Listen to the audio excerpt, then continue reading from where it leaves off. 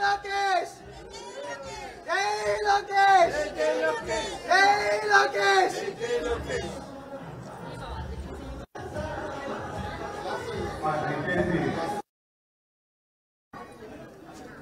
దయచేసి అందరూ చైర్స్ లో కూర్చోవలసిందిగా కోరుచున్నాం.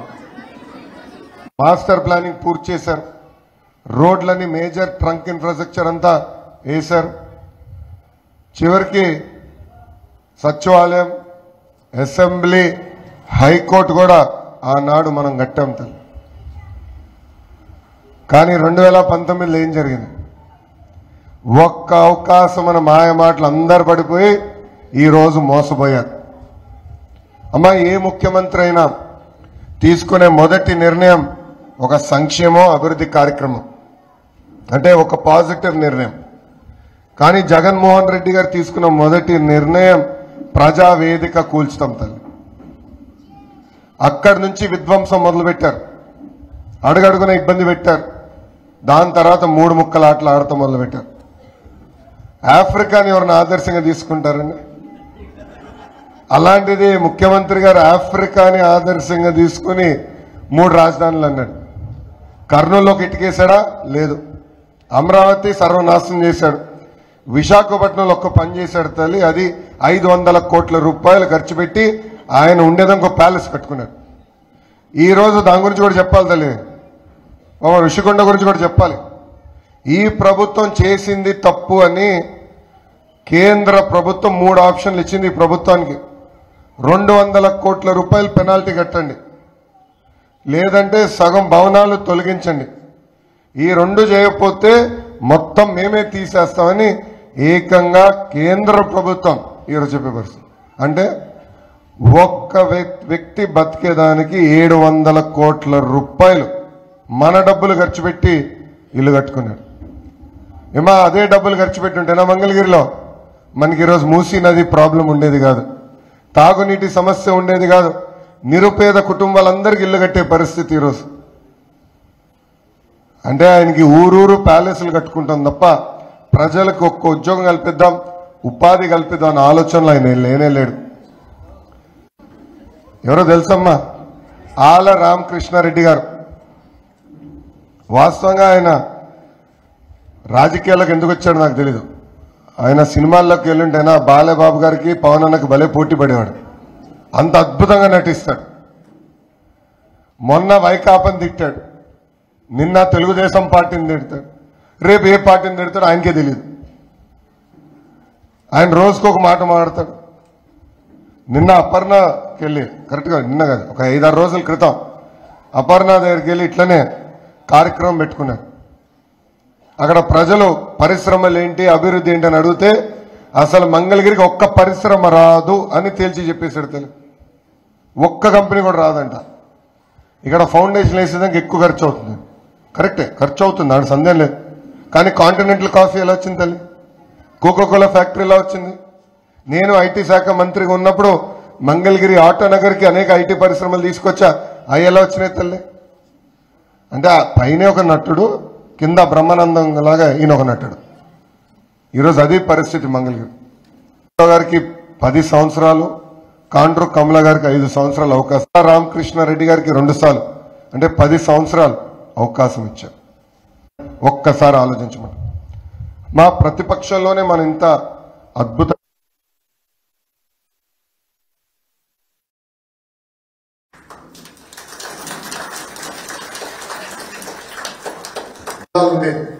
ఒక్కొక్క జిల్లాకు ఒక్కొక్క ప్రాధాన్యత ఇచ్చాం. అనంత మ్యానుఫ్యాక్చరింగ్ అని ఇట్లా ఒక్కొక్క జిల్లాకు ఒక్కొక్క ప్రాధాన్యత ఇచ్చాం. దాని చుట్టూ ఎకో సిస్టమ్ క్రియేట్ వస్తుంది భారతదేశానికి అని 2016లోనే ఇలాన్ మస్క్ ని కలిసాం. టెస్లా స్పెల్లింగ్ కూడా తెలుస్తుంది. అలా ఉంది మన పరిస్థితి. గారు పదే బట్టలు నొక్కినా అంటున్నాడు. నొక్కుతున్నాడు తల్లి, 2 బట్టలు, ఒకటి కాదు. ఒకటి ప్రభుత్వ అధికారంలోకి వచ్చిన 9 సార్లు పెంచారు. బాబు లేకపోయినా అంటే దామాషా లేకపోయినా కార్పొరేషన్ పేరుతో మన పైన రుద్దారు. 1000 రూపాయలు వచ్చే పన్ను ఇప్పుడు 3000, 4000, 6000 వస్తున్నాయి. ఇంకో పక్కన మధ్య తరగతి కుటుంబాన్ని కూడా వేధిస్తున్నారు. ఇంకా రాష్ట్రం మొత్తం గంజాయి. దానికి కారణం వైకాపా పార్టీకి. అతను జైలుకి వెళ్ళి కనుక 3 నెలల తర్వాత బయటకు వస్తే ముఖ్యమంత్రి గారు ఆయన ఇచ్చిన కారుతో ఎమ్మెల్సీ పదవి ఇట్లా వేదిక ఉంటే పక్కనే కూర్చుంటాడు. గంజాయి ఒక తరం డెవలప్మెంట్ యూనిట్ వరకు తీసుకోవాలి. బ్లాక్ బేస్ చాలా ఎప్పటి జోన్ గా తీసుకోవాలి. పెద్ద పార్టీలు ఉండాలి, హైకింగ్ ప్లేస్. జనసేన ప్రభుత్వం ఏర్పడిన వెంటనే కరెంటు ఛార్జీల్లో మేము పెంచము. 5 సంవత్సరాలు తిరిగి కరెంటు ఛార్జీలు తగ్గించే బాధ్యత మేము తీసుకుంటాము. ఇది మీరు అందరూ అనుకోవచ్చు ఎట్లా సాధ్యమని. అమ్మా ఇప్పుడు రెన్యూబుల్ ఎనర్జీ ₹2.25 దొరుకుతుంది యూనిట్. ఆనాడు బాబు గారు పీపీఎల్ కుదుర్చుకున్నారు, ఒప్పందాలు కుదుర్చుకున్నారు. ఈ ప్రభుత్వం వచ్చి అవినీతి ఆరోపణలు చేసి అవన్నీ రద్దు చేసింది. తిరిగి అదే కరెంటు ₹10 పెట్టి కొనింది. ₹10 పెట్టి కొన్నారు యూనిట్ పవర్ మార్కెట్లో. ఎంత అన్యాయమో చూడండి. ఆ భారం అంతా ఇప్పుడు తీసుకొచ్చి మన నెత్తిమని రుద్దుతున్నారు. సో మళ్ళీ ఆ పీపీఎల్ అన్ని రెన్యూ చేయాలా, ఇంకెక్కువ రెన్యూబుల్ ఎనర్జీ కంపెనీలు మన రాష్ట్రానికి తీసుకురావాలా. అప్పుడు కరెంటు ఛార్జీలు ఒక పద్ధతి ప్రకారం తగ్గించేదానికి కూడా అవకాశం ఉంటుంది. అది చేపట్టే బాధ్యత మేము తీసుకుంటాం. ప్రత్యేకంగా మంగళగిరి నియోజకవర్గంకి వచ్చి గల ఎక్కువ మంది స్వర్ణకారుల వృత్తిపైన ఆధారపడి ఉన్నారు. దాదాపు 40,000 మంది ఆ వృత్తిపైన ఆధారపడి ఉన్నారు. సో నేను ఆలోచించేది ఆల్రెడీ ఆ వృత్తి ఉంది కనుక ఎందుకు దక్షిణ భారతదేశానికి గోల్డ్ సెంటర్గా మంగళగిరిని మనం తీర్చిదిద్దాం. అంటే 50 నుంచి 100 ఎకరాల మధ్యలో ఒక సెజ్ లాగా లాంటి కాన్సెప్ట్ తీసుకొచ్చి లేటెస్ట్ టెక్నాలజీ తీసుకొచ్చి రాష్ట్రానికే కాదు దేశానికి కావాల్సిన ఆభరణాలన్నీ ఎందుకు ఇక్కడ తయారు చేయలేం. తనిష్క్ వాళ్ళు చేశారు కర్ణాటకలో ఒక సెంటర్లో. సో వాళ్ళని ఇతర మ్యానుఫ్యాక్చరర్స్ అందరిని తీసుకొస్తే ఆటోమేటిక్ డిజైన్ దగ్గర నుంచి టెస్టింగ్, మ్యానుఫ్యాక్చరింగ్ వరకు కనీసం ఎంత కాదన్నా 30 నుంచి 40,000 మందికి అదనంగా ఉద్యోగాలు కల్పించగలుగుతాం ఈ 5 సంవత్సరాలు అనేది నా ఆలోచన. అది కూడా చేద్దాం అనుకుంటున్నాం. దాంతోపాటు అందరు తెలిసిన విషయమే ప్రైమరీ ఐటీ అనేది విశాఖపట్నం వెళ్తుంది. కాస్మోపాలిటన్ కల్చర్ అక్కడ ఉంది, కనెక్టివిటీ ఉంది. కానీ తెలుగుదేశం పార్టీ అధికారులు ఉన్నప్పుడు అనేక ఐటీ పరిశ్రమలు ఇక్కడ కూడా తీసుకొచ్చాం. తప్పనిసరిగా ముందు కూడా ఐటీ కంపెనీలు మన ప్రాంతానికి తీసుకొచ్చే బాధ్యత నేను తీసుకుంటానని మీ అందరికీ నేను హామీ ఇస్తున్నాను. లోకేష్ గారికి ఇక్కడికి విచ్చేసి ప్రసంగం చేసినందుకు అందరి తరఫున ధన్యవాదాలు తెలుపుతున్నానండి. మన రాష్ట్రం ఆంధ్రప్రదేశ్, మన తెలంగాణ, తమిళనాడు 2 రాష్ట్రాలు తీసుకుంటే వాళ్ళు పౌరుషంగా వాళ్ళ రాష్ట్ర సమస్యల గురించి అన్ని ప్రతిపక్షాలు కలిసి పోరాటం చేస్తున్నాయి. తెలంగాణ రాష్ట్రం విడిపోవడానికి అక్కడ ఉన్న ప్రజలందరూ పోరాటం చేసి సాధించుకున్నారు. మన ఆంధ్రప్రదేశ్లో మన పరిస్థితి ఎలా ఉందంటే 28 రాష్ట్రాల్లో అన్నిటికీ రాజధాని ఉంది, మనకు రాజధాని లేదు. చంద్రబాబు గారు ఒక విజన్తో మరి అమరావతిని ఏర్పాటు చేశారు. ఎందుకంటే ఇప్పుడు పక్క రాష్ట్రాలు తీసుకుంటే చెన్నై కానీ, బెంగళూరు కానీ, హైదరాబాదులో కానీ వాటర్ సమస్య ఉంది. 100 సంవత్సరాలకు సరిపడా మన కృష్ణానది వాటర్ ఉంది. దానికి పోలవరం నుంచి వచ్చే కాలువ కానీ మన నీటి వనరులు లేకపోతే ప్రపంచంలో ఎక్కడ కూడా రాజధాని సక్సెస్ అయిన సందర్భాలు లేవు. మన అమరావతికి 100 సంవత్సరాలకు సరిపడా నీటి వస్తుంది. సుక్కుడ బెంగళూరు కానీ ఎక్కడా లేదు. మనం ఎప్పుడు బెంగళూరు పోదామా, హైదరాబాద్ పోదామా, లేకపోతే చెన్నై పోదామని ఆలోచిస్తున్నారు తప్ప ఇక్కడ ప్రజలు పోరాటం చేయటంలా. ఒక రాష్ట్రానికి రాజధాని లేని రాష్ట్రం ఇది. ఎందుకు మరి ఈ పోరాటం చేయలేకపోతున్నారు? అందరు ఇళ్లలో కూర్చొని మన రాష్ట్ర పరువు ప్రతిష్టలు, మన ఆంధ్రుల పౌరుషత్వం ఏమవుతుందనేది చాలా ఆందోళనగా ఉంది. మరి పోలవరం తీసుకుంటే ప్రకృతి సిద్ధంగా ఏర్పడినటువంటి కొండల మధ్య పోలవరం ఏర్పడింది. మహారాష్ట్ర నుంచి తీసుకుంటే మనం తూర్పుగోదావరి జిల్లా నది అక్కడ బంగాళాఖాతంలో కలిసే వరకు కూడా ప్రకృతి సిద్ధమైనటువంటి డ్యామ్ లేదు. పోలవరం అనేది దాదాపు 20 లక్షల ఎకరాలకి మనకు సాగునీరు అందించే పోలవరం ఇలా అడుగున పడింది. రాజధాని లేదు. రాజధాని ఉంటే అనేక వేల మందికి ఉపాధి అవకాశాలు వచ్చాయి. కానీ ఈ సంక్షేమ పథకాలన్నీ నాకు తెలిసినంత వరకు వృధా అవన్నీ ఖర్చు పెట్టి అనవసరంగా ప్రజలని అభివృద్ధి చేసి ఉపాధి కల్పించి వాళ్ళ కాళ్ళ మీద వాళ్ళు నిలబడేటట్టుగా చేసుకుంటేనే రాష్ట్రం అభివృద్ధి చెందిందని నా అభిప్రాయం. మొత్తం రాజధానులలో అన్ని నదుల ప్రాంతం ఏరియాలోనే వస్తాం జరిగింది. అందుకే బాబు గారు చూసి ఇంకా ఆంధ్ర రాష్ట్రానికి రాజధాని అమరావతిగా ఉండాలి, అది కూడా కృష్ణా నది ఒడ్డున ఉంటే చాలా బాగుంటుందనే ఆలోచనతో పనులు ప్రారంభించారు. దాంతోపాటు పోలవరం పనులు పరిగెత్తించారు. 72% పనులు పూర్తి చేశాం. దాని తర్వాత 2019లో బెట్టింగ్ స్టార్ అనిల్ యాదవ్ మంత్రి వాగ్దానాలు చేశారు.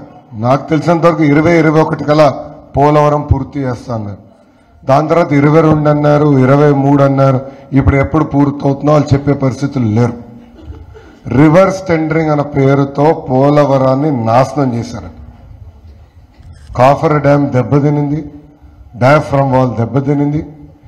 ఇప్పుడు ఎంత డ్యామేజ్ అయిందో ఎవరు తెలియని పరిస్థితులు ఉన్నాం. అంటే అనుభవం లేని వ్యక్తి ఒక్క అవకాశం అని అడిగినందుకు మన రాజ్యాధికారం అందించాం. ఈరోజు పోలవరం ప్రాజెక్ట్ని సర్వనాశనం చేశాం. ఆనాడు పట్టిసీమ దండగన్నాడు.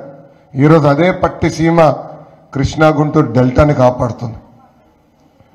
కావాలని మోటార్లు కూడా ఇలా చివరికి తప్పనిసరి పరిస్థితుల్లో ఆ మోటార్లు ఆన్ చేశాడు. పట్టిసీమ మోటార్ బాబు గారు ముందు చూపుతో పట్టిసీమ కట్టారు. పోలవరం ప్రాజెక్ట్ పనులు పరిగెత్తించారు. పోలవరం ప్రాజెక్ట్ కానీ అయి ఉంటే ఈరోజు గ్రావిటీ ద్వారా రాయలసీమ వరకు నీళ్ళు వచ్చేది, అటు విశాఖపట్నానికి కూడా నీళ్ళు తీసుకెళ్లే పరిస్థితి. ఆ ప్రాజెక్ట్ నాశనం చేశారు. ఇంకా సంక్షేమం అభివృద్ధి అనేది రెండు జోడెద్దుల బండి అండి. కేవలం ఒక దాంతోనే ఏ రాష్ట్రము ఏ దేశము నడవదు. రెండు బ్యాలెన్స్ చేయాల్సిన బాధ్యత ఉంది. తెలుగుదేశం ప్రభుత్వం అధికారంలో ఉన్నప్పుడు ఈ రెండు బ్యాలెన్స్ చేసి ముందలు తీసుకెళ్లారు. రేపు తెలుగుదేశం జనసేన ప్రభుత్వ అధికారంలోకి వచ్చిన వెంటనే ఈ రెండు కలిసికట్టుగా ముందలు తీసుకెళ్తాం. ఉద్యోగాలకి సంక్షేమానికి రెండు ప్రయారిటీ ఇచ్చే బాధ్యత మేము తీసుకుంటాం. Thank you. చంద్రబాబు నాయుడు గారు గవర్నమెంట్ కంటిన్యూషన్ అయ్యుంటే ఇవాళ ఇటు డైవర్ట్ అవటం అనేది పెద్ద మ్యాటర్ కాదు. వాళ్ళకు కూడా తెలియజేయాలి, జరుగుగా చేస్తామని ప్రమాణం చేస్తూ చెప్తున్నాను. ఫస్ట్ టెన్యూర్ రాష్ట్ర విభజన అయిన తర్వాత గెలిచిన తర్వాత తీసుకున్నాడు. ఉండవల్లి రైతుల్ని రెచ్చగొట్టి ఆ రోడ్డుకి స్వచ్ఛందంగా రైతులు ముందలకు వచ్చి మేము భూములు ఇస్తామంటే మీరు ఇవ్వద్దు, మెరుగైన ప్యాకేజ్ నేను మీకు అందిస్తానని వాళ్ళ చేత కోర్టుకు వెళ్ళి కేసు వేయించాడు తను. అందుకే ఆ ప్రాజెక్ట్ అక్కడ ఆగింది. లేదంటే అమరావతి మొత్తం రోడ్లు వేసాం, ఎక్సెప్ట్ మేజర్ కొన్ని కల్వర్ట్లు పెండింగ్ ఉన్నాయి, మిగతా రోడ్లనే అయిపోయినాయి.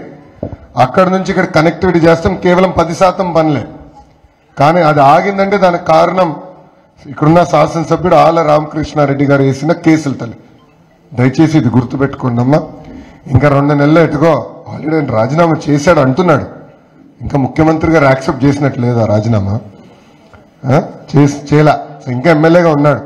ఇప్పుడన్నా చిత్తశుద్ధి ఉంటే, ఎందుకంటే ఇంకా 38 రోజులు ఉంది ఎన్నికలు, ఇప్పటికన్నా చిత్తశుద్ధి ఉంటే ఆ కేసు విత్డ్రా చేయాలి. అమరావతి పైన ఆయనకి ప్రేమ ఉంటే ఆ కేసు విత్డ్రా చేయాలి. అప్పుడు ఆటోమేటిక్గా రోడ్డు పనులు అవుతాయి. లేదంటే కావాలని విద్వేషాలు రెచ్చగొట్టి అభివృద్ధికి ఆయన అడ్డం పడ్డాడు తల్లి. మీరు అన్నట్టు ఆ రోడ్డు కానీ అయిపోయి ఉంటే చాలా పనులు అయిపోయాడు, కావాలని అడ్డుపడ్డాడు. సో మన ప్రభుత్వం వచ్చిన తర్వాత ఆల్రెడీ ఉండవల్లి రైతులతో నేను కలిసా, వాళ్ళందరూ ఒప్పుకున్నారు. రోడ్ వచ్చేదానికి మాకు ఎలాంటి ఇబ్బంది లేదు, తప్పనిసరిగా రోడ్డు పూర్తవ్వాలి. వాళ్ళు రేషియో ఒకటి పెంచమని రిక్వెస్ట్ చేశారు. తప్పనిసరిగా అది టేకప్ చేస్తాను, నేను హామీ కూడా ఇచ్చాను తల్లి. మన ప్రభుత్వం వచ్చిన మొదటి సంవత్సరంలో ఆ రోడ్డు పని పూర్తి చేసే బాధ్యత మేము తీసుకుంటాం. అపార్ట్మెంట్స్ మా చుట్టుపక్కల ఉన్న అపార్ట్మెంట్ వాళ్ళందరికీ నా ధన్యవాదాలు.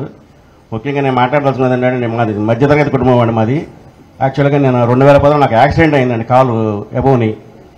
నాకు పిల్లల్ని బాగా చదివించుకోవాలని బాగా కోరిక ఉండేది. అలాగే ఆ ప్రాసెస్లోనే నేను బెంగళూరు హైవే ఐటీ కంపెనీ వాటిలో చేసే వాళ్ళతో సన్నిహితం ఉండేది. నేను డ్రైవర్గా చేస్తున్నప్పుడు నేను ఎట్లయినా సరే మా పిల్లల్ని చదివించాలని బాగా విజన్ ఉండేది నాకు.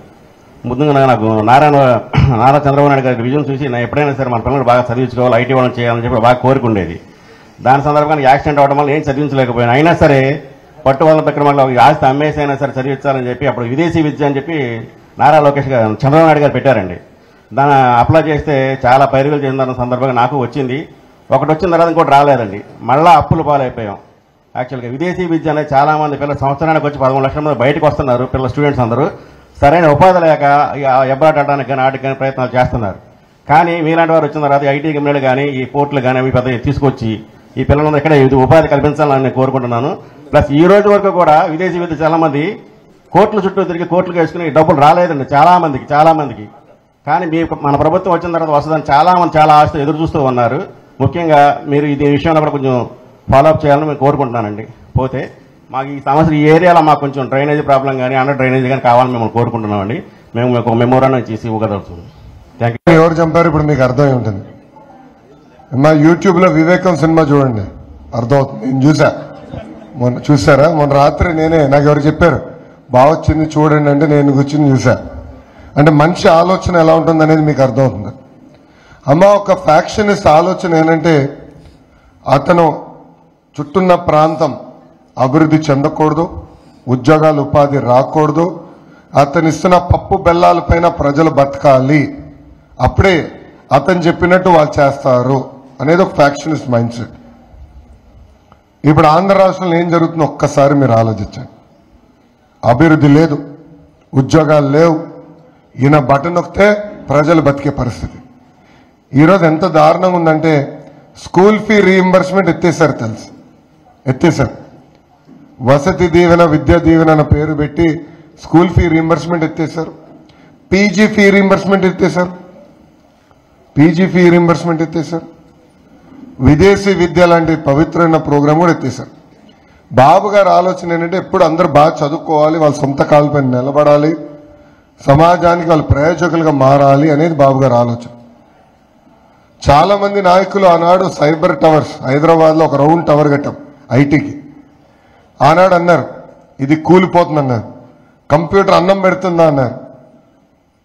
ఇప్పుడు 15 లక్షల మంది ఈ రోజు ఒక్క వృత్తిపైన ఆధారపడదు. ఆ సైబర్ టవర్ కట్టి ఇప్పుడు దాదాపు 30 సంవత్సరాలైంది, అట్లనే ఉంది. సో ఒక విజన్ ఉన్న నాయకుడికి ఒక ఫ్యాక్షనిస్ట్కి మధ్య ఉన్న తేడా ఇది. దయచేసి ఇది మీరు గమనించాలి. Thank you. మీలాంటి ఎడ్యుకేటెడ్ లీడర్ అనేది మనకు ఎంత అవసరమో ఈ 5 years మనం ఫేస్ చేసిన ప్రాబ్లమ్సే చెప్తున్నాయి. వెన్ ఫస్ట్ ఆఫ్ ఆల్ రాజధాని అని అనౌన్స్ చేసినప్పుడు I was in my intermediate. We all welcome Chandrababu Naidu garu with balloons and we were with so many hopes and all the dreams, but all those came shattering in this government. So I request you to take in charge for the development of a proper capital region in this state, because ఇప్పుడు మన students ఎవరైనా work చేయడానికి వెళ్ళాలంటే other states వెళ్తున్నారు. when we have so many resources, then why should we go to other states? We can generate income and that will also help for welfare. So మీ విజనరీతో అలాంటి చేస్తారని అనుకుంటున్నాను sir. Also we wish for a landslide victories. So Hyderabad లో జరిగినంత మీరు చూడలా. నేను హైదరాబాద్ నా కళ్ళు ముందల అభివృద్ధి చెందిన తల్లి, నాకు బాగా గుర్తు. అసలు మాదాపూర్ అంటే రాళ్ళ రప్పలు, అక్కడ ఏం ఉండేది కాదు. ఆనాడు ఎకరం భూమి 1000 రూపాయలు దొరికే పరిస్థితి తల్లి. అసలు జూబ్లీ హిల్స్ వాజ్ లాస్ట్. అప్పుడు బాలేబాబు ఇంట్లో ఉండేవాడు నేను, నాకు బాగా గుర్తు. అది లిటరల్ చివరి ఇల్లు, దాని వెనకాల ఒక ఇల్లు ఉండేది కాదు. అలాంటిది చూడండి ఆ ఏరియా అంతా ఎలా ట్రాన్స్ఫార్మ్ అయింది. ఫైనాన్షియల్ డిస్ట్రిక్ట్, సైబరాబాద్, ఆ మొత్తం ఏరియా ఒక ట్రాన్స్ఫర్మేషన్. మొన్న ఒక్క ఎకరం 100 కోట్లకు అమ్మారు, 1 acre. దానికి కారణం ఏంటంటే నిజాం గారి దగ్గర నుంచి బాబు గారి వరకు, దాని తర్వాత వచ్చిన ప్రతి ముఖ్యమంత్రి కూడా హైదరాబాద్ అభివృద్ధికి అడ్డం పడలా. సో బాబు గారి తర్వాత రాజశేఖర్ రెడ్డి గారు వచ్చారు, రోసయ్య గారు వచ్చారు, కిరణ్ కుమార్ రెడ్డి గారు, కేసీఆర్ గారు, ఇప్పుడు రేవంత్ గారు ఉన్నారు. అందరూ కూడా హైదరాబాద్ అభివృద్ధికి వ్యతిరేకంగా పనిచేయలేదు. అంతెందుకమ్మా, భారతదేశ చరిత్రలో ఏ ముఖ్యమంత్రి కూడా రాష్ట్ర అభివృద్ధి వ్యతిరేకంగా పనిచేయలేదు. There is only one person will get that award, that is Jaganmohan Reddy garu. Polavaram నాశనం చేశాడు, రాజధాని నాశనం చేశాడు, ఆనాడు పీపీఏ రద్దు చేసి కంపెనీలన్నీ తరిమేశాడు. Amar Raja batteries is the largest highest tax paying company in Andhra Pradesh, highest tax payer. అలాంటి కంపెనీ పైన పొల్యూషన్ కంట్రోల్ బోర్డు, మన లేబర్ డిపార్ట్మెంట్, ఇట్లా ఒక 10-15 డిపార్ట్మెంట్లు వాళ్ళపైన పంపించి రేట్లు చెప్పించి వేధిస్తే ఈ రోజు వాళ్ళు హైదరాబాద్కి వెళ్ళి పెట్టుబడి పెడుతున్నారు. 20,000 మందికి ఉద్యోగాలు కల్పిస్తున్నారు. సో ఉన్న పరిశ్రమలు ఏం తరిమేస్తే కొత్త పరిశ్రమలు ఎక్కడ వస్తాయి? మనం గతంలో చూసాం, కియా మోటార్స్ కూడా ఎట్టు వేధించారు. సెల్ ఫోన్ తయారు చేసే ఫాక్స్కాన్ తీసుకొచ్చా, వాళ్ళని వేధించి తమిళనాడు పంపించారు. అమ్మ, తిరుపతికి మీరు ఎప్పుడైనా వెళ్తే అక్కడ ఎయిర్పోర్ట్ బయట టీసీఎల్ అనే కంపెనీ ఉందని, దాదాపు $300 మిలియన్ పెట్టుబడి, అంటే 2,000 కోట్ల రూపాయలు. ఆనాడు రూపీ టు డాలర్ వాల్యూ తీసుకుంటే 2,000 కోట్ల రూపాయలు పెట్టుబడి. ఆ కంపెనీ ఎగ్జిక్యూటివ్ని అక్కడున్న ఎమ్మెల్యే బిఎఫ్ మధుసూదన్ రెడ్డి ఇంటికి భోజనానికి రా అని చెప్పి కిడ్నాప్ చేశాడు, హౌస్ అరెస్ట్ చేశాడు. చైనీస్ని, అతనికి ఏదో డబ్బులు కావాలి, క్యాంటీన్ ఏదో అతనికి ఇవ్వాలి, ట్రాన్స్పోర్టేషన్ కాంట్రాక్ట్ అతనికి ఇవ్వాలని అతను నిర్బంధించాడు ఇంట్లో. అది పిఎంఓ వరకు వెళ్ళింది తల్లి ఇష్యూ. పిఎం ఆఫీస్ వరకు వెళ్ళి అక్కడ మినిస్ట్రీ ఆఫ్ ఎక్స్టర్నల్ అఫైర్స్ నుంచి గట్టిగా ఫోన్ చేసి మందలిస్తే వదిలిపెట్టారు. అంటే ఎమ్మెల్యేలే, అందుకే అతను పేరు పెట్టా బడా చోర్ అని మధుసూదన్ రెడ్డికి. ఎమ్మెల్యేలు ఇట్లా తయారవుతే ఇంకా పరిశ్రమలు ఎక్కడొస్తామా? ప్రపంచవ్యాప్తంగా 5-6 దేశాల్లో తల్లి కోవిడ్కి వ్యాక్సిన్ వచ్చింది. దాంట్లో భారతదేశం ఒకటి. There is one company that created Covid vaccine, that is Bharat Biotech. Krishna uncle created a vaccine. ఆ వ్యాక్సిన్ కూడా కులం ముద్రేశారు, వ్యాక్సిన్ కూడా కులం ముద్రేశారు. ఈరోజు భారత్ బయోటెక్ సెకండ్ ప్లాంట్ ఎక్కడ పెట్టారు తెలుసా? ఒరిస్సాలో పెట్టారు. ఒరిస్సాకి వెళ్ళిపోయింది. 1,200 crore ఇన్వెస్ట్మెంట్ ఒరిస్సాకి వెళ్ళిపోయింది. ఈనాడే నువ్వు ఊహించాను తల్లి మన ఒరిస్సాతో పోటీ పడతామని. ఈరోజు ఒరిస్సాకి వెళ్ళిపోయింది తల్లి ఆ ప్లాంట్. అంటే ఈ ప్రభుత్వం చేతగానితనం వల్ల, అహంకారం వల్ల, కులాల మధ్యన చిచ్చు పెట్టి రాజకీయ లబ్ధి పొందాలని ప్రయత్నిస్తున్నారే, దానివల్ల పరిశ్రమలను వెళ్ళిపోతున్నది. దీనికి చెక్ పెట్టాలి. మీరందరూ కూడా ఒకటి ఆలోచించండి అమ్మా. కష్టకాలాల్లో చంద్రబాబు గారు గుర్తొస్తారు తల్లి, మళ్ళీ ఆయన అన్ని సెట్ చేస్తారు.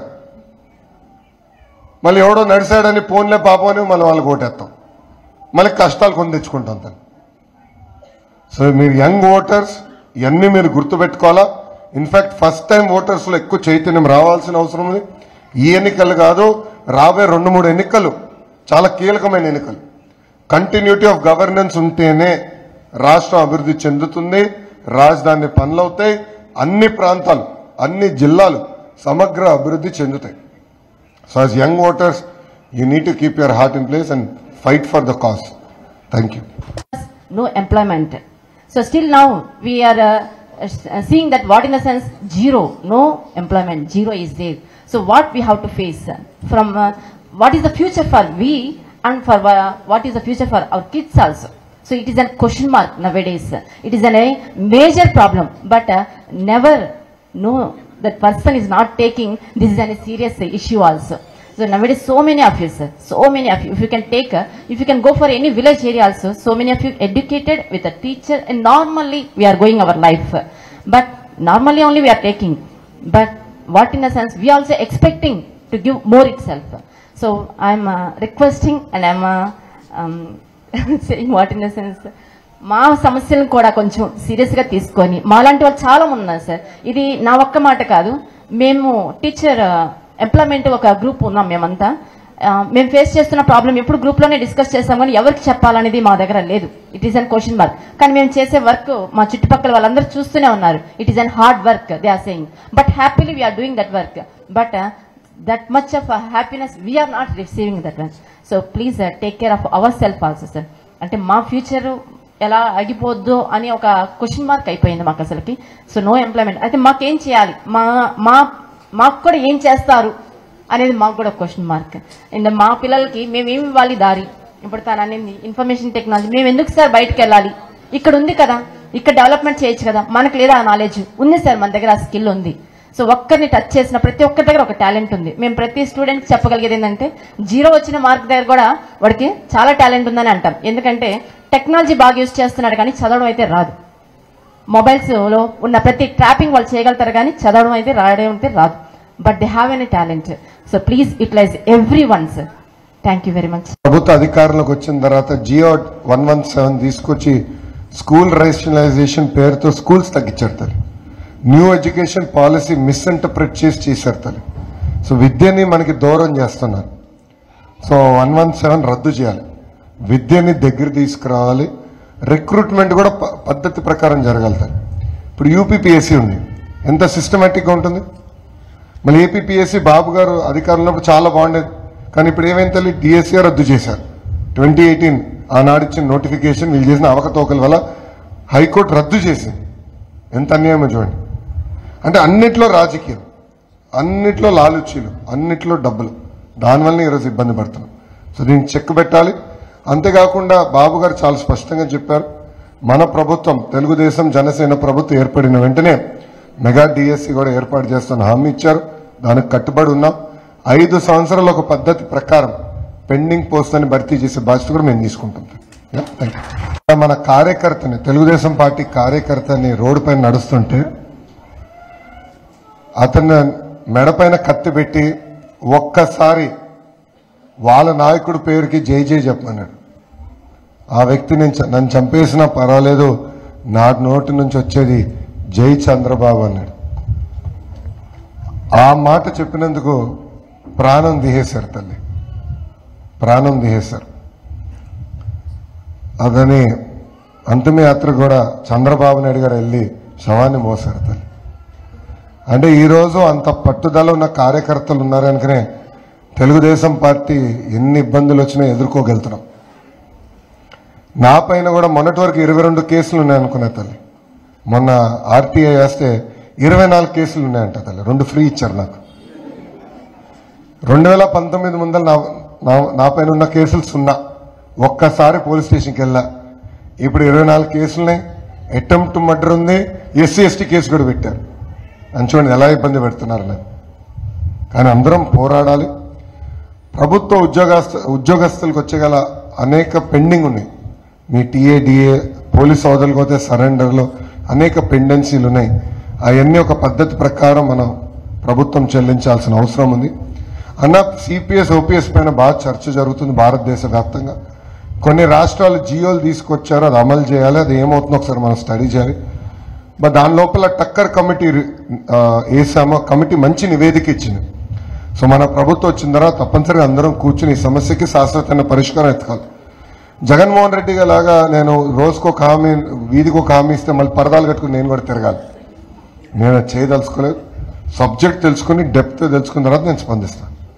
ఎందుకంటే ప్రభుత్వ సకల శాఖ సలహాదారుడు ఉన్నాడు సజ్జల రామకృష్ణారెడ్డి.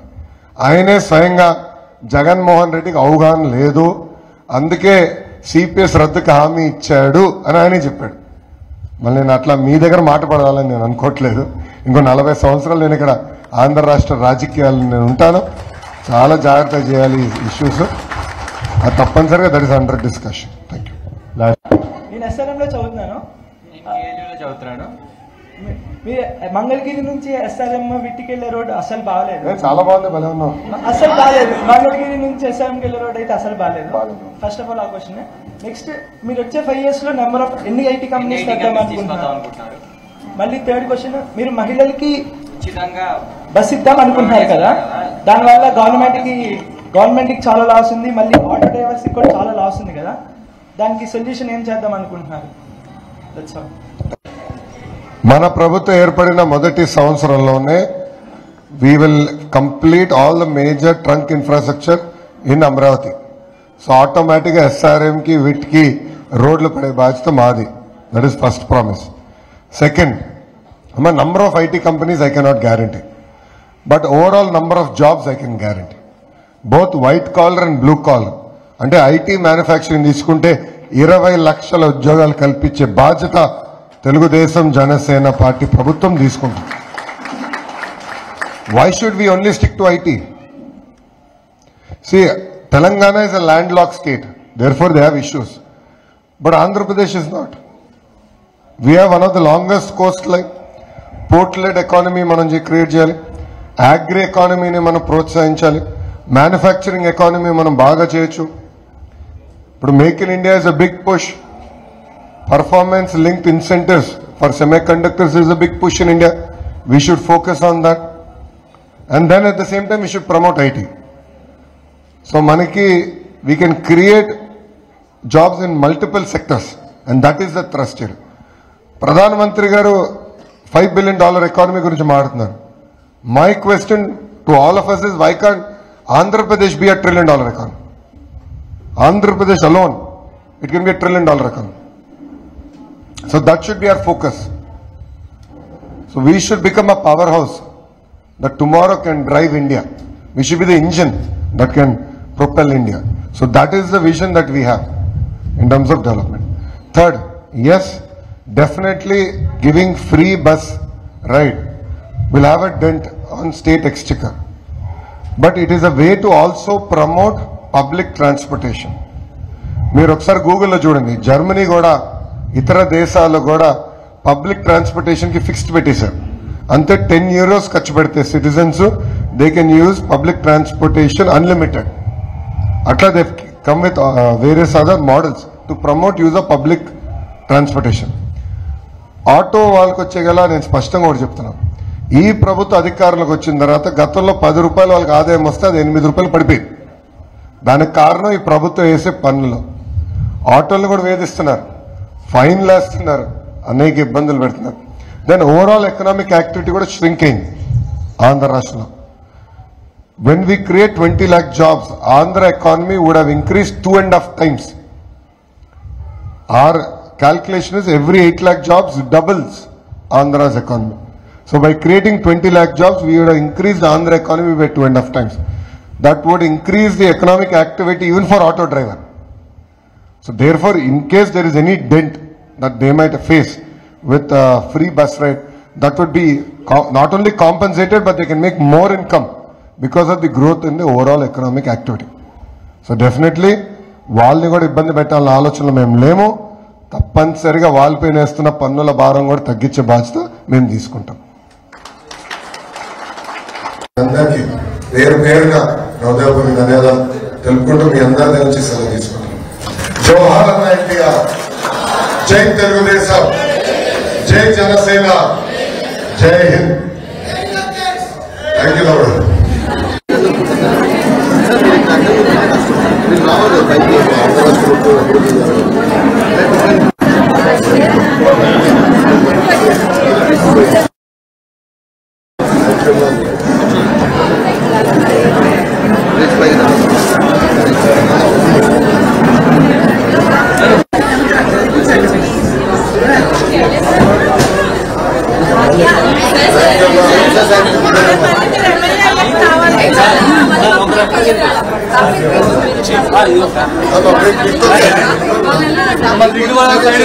దయచేసి ప్లీజ్